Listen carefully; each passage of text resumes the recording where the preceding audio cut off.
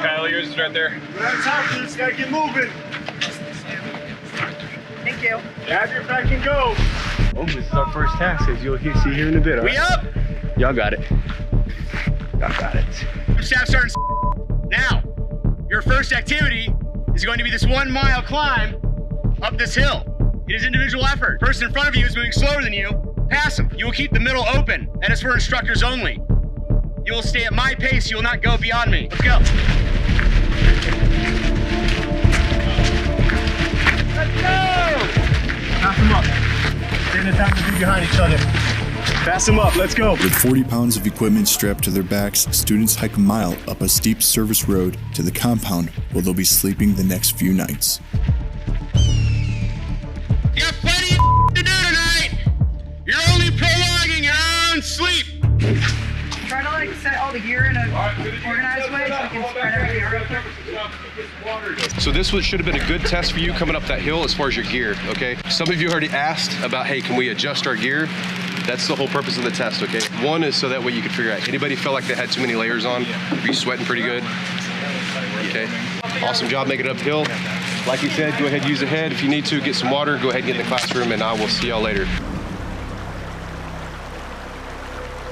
It's definitely different than the outdoor stuff we used to do. It's more of a survival mindset instead of a combat mindset. I've done some like week-long camping trips, but so I guess kind of just like multi-day hanging out.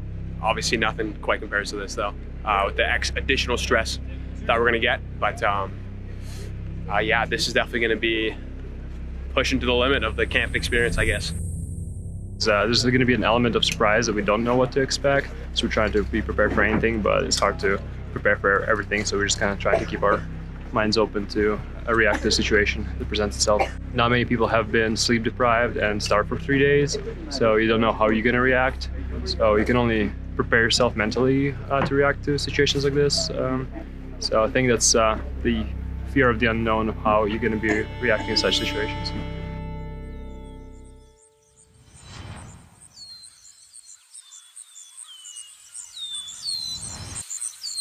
All right, so hey, bring it in. Just ready to get some shelters going here. Yeah. One of the first survival lessons students learn is how to build a shelter using minimal survival gear. These structures will provide vital protection against the elements, ensuring the students can endure and prevail in the harshest conditions. Is this just practice or these are shelters? No, these are your actual shelters you will be using tonight. So make them good. Knot tying is a fundamental survival skill, as it allows students to secure shelter, create tools, make straps for food, and if necessary, provide a swift and evasive on the retreat. tree. Good for that kind of evasion type scenario, because if I really need to get out of here quick, I can just yank it out of there. At the end of the day, what do I want to be?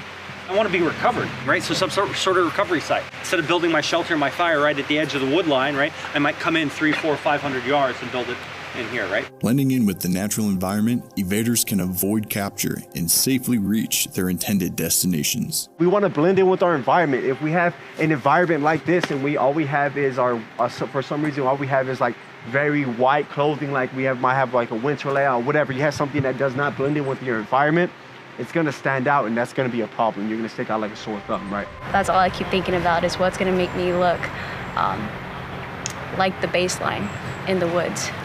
I don't want to break that profile, so right now I don't think this would do it, so in a couple of days I'm going to have to get pretty creative. If I was worried about being cold, so if I didn't have a sleeping system, I could get a small fire going here with some sort of heat reflector. It's going to warm the shelter up really, really well. This thing's going to shed water. Plenty of room to pull my pack in, have all my materials inside the shelter with me, and at the end of the day, how much time did I actually take to set this thing up? 10 minutes. 10 minutes, right? And that was me talking through it. Paired together, the students spread out across the forest floor to look for a comfortable place to set up their shelters. Which one do you like better? Right here. Better spot would be. Wherever you choose, that's going to be where you're bedding down tonight. So choose wisely. Basic survival camping is completely new to me. I definitely pack as many of the expensive creature comforts when I go camping. For the next 30 minutes, the students prep their poncho as their shelter canopy and whittle their own stakes to pin the shelters down. We're learning how to make a shelter. from the minimal materials that we have right now. So we're using a tarp because it is water resistant. I'm gonna really take the next couple days seriously because it's gonna be both fun and a learning experience, and because there's nothing else that's gonna prepare me this well. You want some of this, right? The pine? Yeah, definitely. That was great. Thanks. Yeah. It's honestly, it's probably better than that shed, the plywood floor we were in last night. You know, I've been in flight school for over 2 years. This has been out of all of that training, this has been some of the most robust, like, useful training that you can use, like, when you're not doing your job. So I would say land nav is a pretty big one because I am not familiar with that. I mean, I navigate from the air. It's a little bit different, like a pretty big culture shock. So far, I won't say that like it's easy or anything, but I think that the worst is yet to come.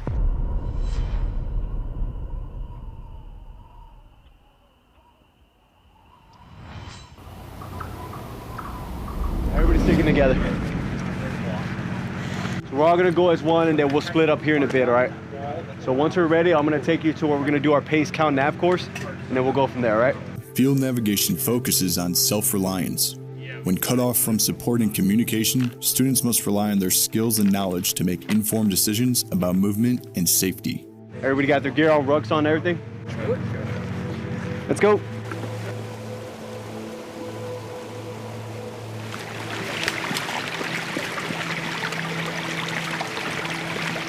Some branches right here. If you ever feel like you're about to give up, if you ever feel like an injury is holding you back, you're holding back other people, think about why we're here. Yes, it's part of our job, but also think about who we're doing this for. Think about things like that are gonna keep you pushing, that's gonna keep you going. All right, so I know it's hard. I know it's hard to move this far with all this gear, and things suck. I want you to embrace the suck while you're out here. You're gonna hear me say that a lot. And I'm out here embracing the suck with you, so we are all suffering the same. All right, cool? Oh yeah. Tired and exhausted, the students push their way through the forest towards the designated target zone. But the dense forest makes it extremely easy for students to get separated from the rest of the group. I thought Chief was coming right behind us. Chief! Am I left or am I right? Or at least SERE.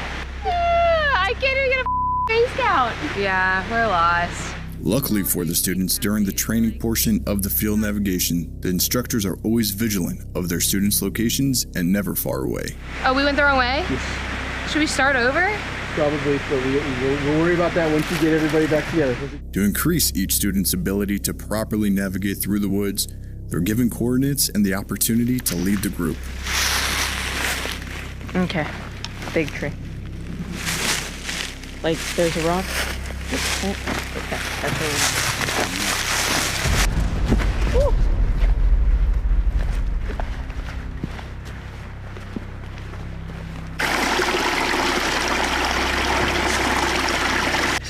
How are you guys feeling so far?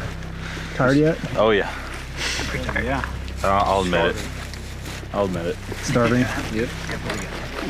Pretty tired, that's a lie. I'm used to flatland. I've never even been in the hills really. So that sucks. Because you think of walking a mile on flatland and you're like, that's easy, that's 15 minutes. But you do it out here and it's like an hour. It sucks. I think the next part of training is going to be the easy part. For sure. In the realm of survival, particularly in harsh wilderness conditions, the ability to build fires is paramount, serving as a fundamental skill that not only provides warmth, but also offers a crucial means of cooking, purifying water, and signaling for rescue. So when we come up to any type of tree like this, it's gonna be the birch bark tree, this is what you want right here. Oh, yeah, that's awesome.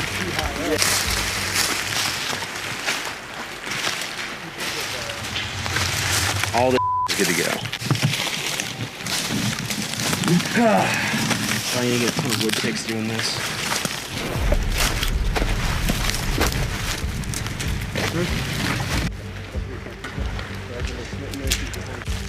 Go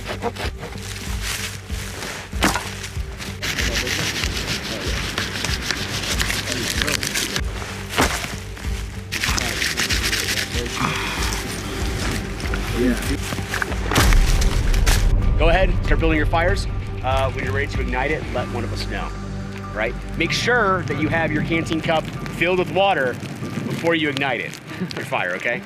Immediately after a demonstration, the students are given 2 tasks: start a fire and purify water. They build tools to hold their canteen over the fire to kill microorganisms in water to mitigate the risk of waterborne illnesses. You don't know if an animal decided to die upstream and now its carcass is laying in that stream, and now you go and you fill up your water bottle and you don't know that you're filling up your water bottle full of like tainted water. If all else fails, they can fill a canteen up with unpurified water, put it in a canteen cup and purify it so that they have clean water to drink. So they're not using lighters, they're using ferro rods and knives. We picked that method because the ferro rods are cheap, their knives are cheap. We're not giving away these like aviation starter kits. Like this is like a very basic way that if you learn how to start a fire with a ferro rod and a knife, then you can pretty much start a fire with anything.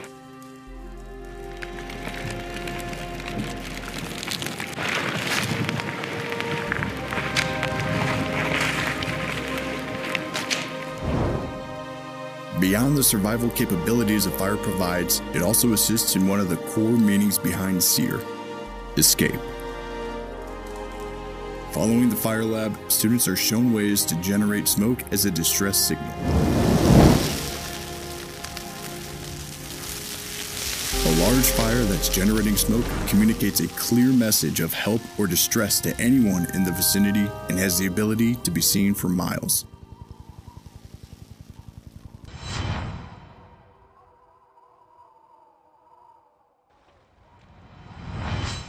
So for the last 36 hours, they've been out here in the woods with their team instructors, learning land navigation, survival and evasion techniques, and we put them in a scenario to enact their evasion plan of action to avoid capture and avoid enemy forces. We give them something to run from and information to protect. Essentially, the goal in all this is to return home with honor.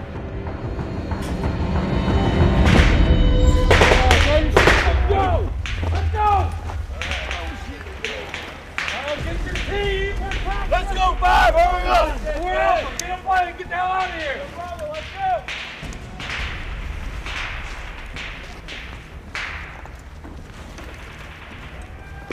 go! Let's go! We're off and get your shit, let's go! Hey, someone's got a canteen.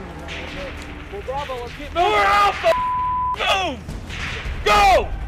Now the relentless pursuers, instructors embody the unpredictability of survival scenarios. Trainees scatter and must navigate the terrain with heightened awareness, avoiding the simulated threat of capture.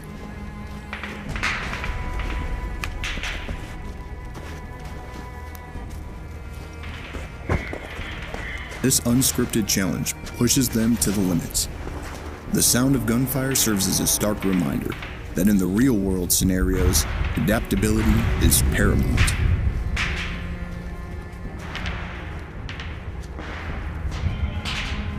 Trainees now must utilize the skills honed through the rigorous 36 hours of training to evade both seen and unseen threats.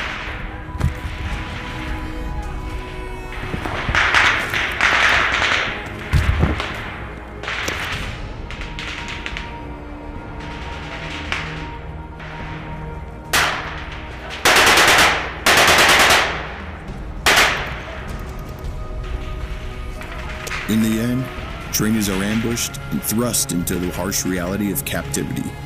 It's here that the true test of their training begins. Resistance in the face of adversity, all in the name of returning home with honor.